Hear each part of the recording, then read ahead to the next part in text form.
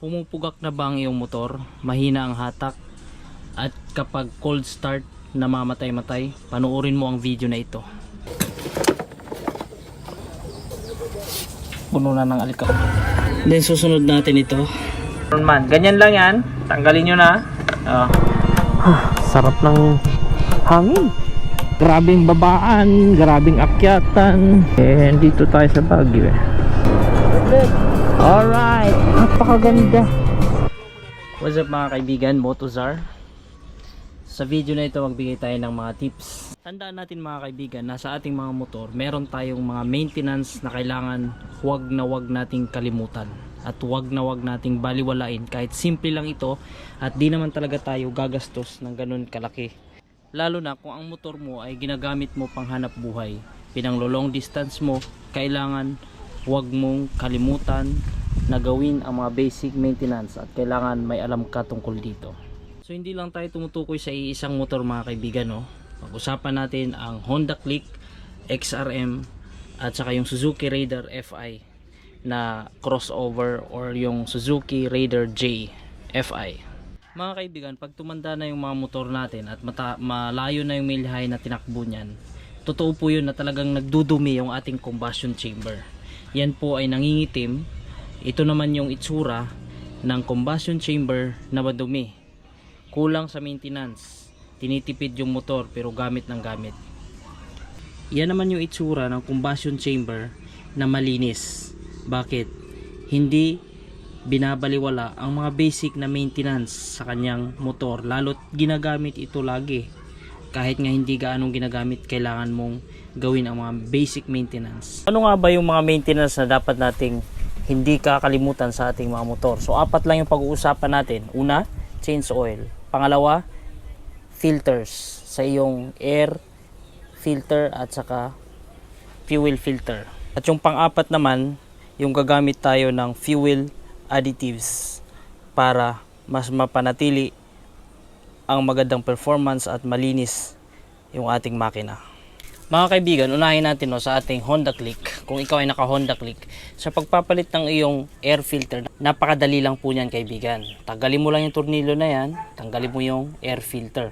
Tandaan nyo po, yung air filter ng Honda Click na version 2 at version 3, at yun din yung Honda Click na 150, 125 saka 150i, parehas lang po yan.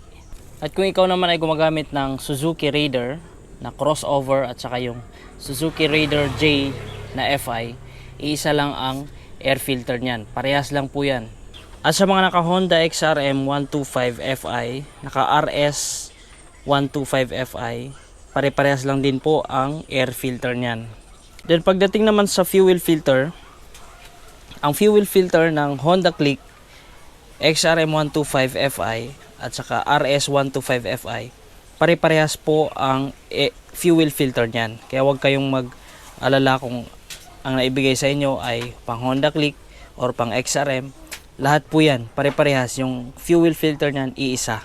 Sa pagpalit naman ng fuel filter sa ating Honda Click, Honda XRM, Honda RS na Poros FI, pwede kayong magpalit. Isama nyo na po yung mga O-rings niyan. Bali dalawa yung O-ring niyan. Yung malaki, yung maliit, at saka yung mismong fuel filter. Madali lang magpalit po niyan, madali lang husundan.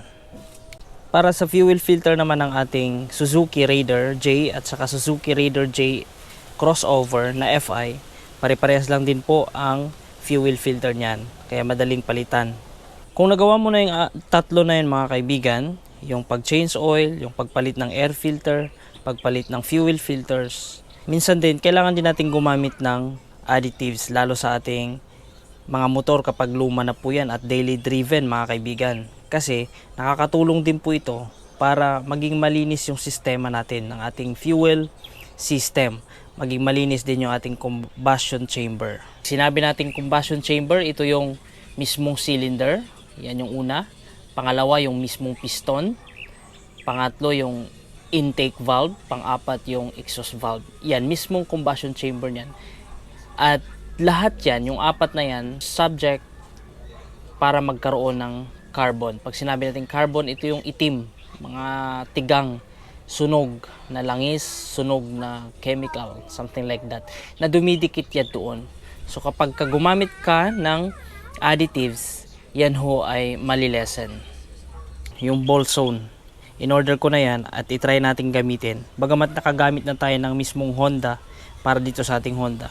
Pero dito sa Suzuki natin mga kaibigan, ginamitan ko na ito ng ball zone. Kaya okay talaga siya. Tingnan nyo, pansinin nyo siya. Okay, malamig ho yan, no? Pag sinabing malamig, hindi ko yan ginamit. Yan, naghahawakan ho natin. Pag pinandar ko yan, dali siyang paandarin, walang pugak-pugak. Pagka piniga mo, wala rin namang delay. Okay? Ginamitan ko siya ng carbon cleaner kasi nakita nyo naman nakaraang video natin, naglinis ako ng tangke, napakaraming latak. Kaya kailangan talaga na magamitan para malinis ko yung sistema. Ganun din naman itong Honda Click mga kaibigan. Ang ginagamit ko rin dito yung Honda na carbon cleaner, pero pwede ko siyang gamitan ng ball zone. Kaya umorder ako ulit para gamitan natin siya. Ayan. Madali naman siya paandarin, saka di pa naman ako nagkakaproblema dito sa ating Honda Click. Napakalamig pa kasi niya, kaya mataas yung idle. Pagka mainit na, bababaw din siya.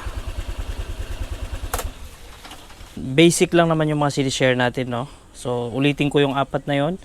Dapat ito, wag mong tinitipid sa change oil, sa air filter, sa fuel filter, at sa additives o yung mga maintenance, yung preventive maintenance na ginagamit natin. Specifically yung additives na nilalagay natin sa ating gasolina para malinis yung sistema ng dinadalaw yun ng gasolina. Pero ang isang kapansin-pansin talaga na nagbigay ng malaking development sa motor na ito, dahil nga puro latak, ay yung paggamit ko ng ball zone. Pag pinaandar ko yan, dali siyang paandarin, walang pugak-pugak. Pagka piniga mo, wala rin namang delay.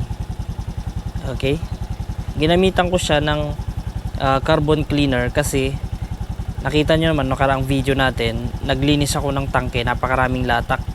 Kaya kailangan talaga na magamitan para malinis ko yung sistema. Again, kayo pa rin ang masusunod sa inyong mga motor. Ang sa atin lamang ay nagbigay lamang po tayo ng mga dapat nating gawin. Ikaw pa rin ang masusunod sa mga maintenance na yan kasi ikaw ang may-ari ng motor mo. Thank you for watching Motozar. Sa mga ginamit ko na mga filters at saka fuel additives dito sa ating motor mga kaibigan, lahat ng yan ay may mabibili sa online. Ipopost ko na lang dito sa description ng video yung mga link po niyan para kung gusto nyong bumili ay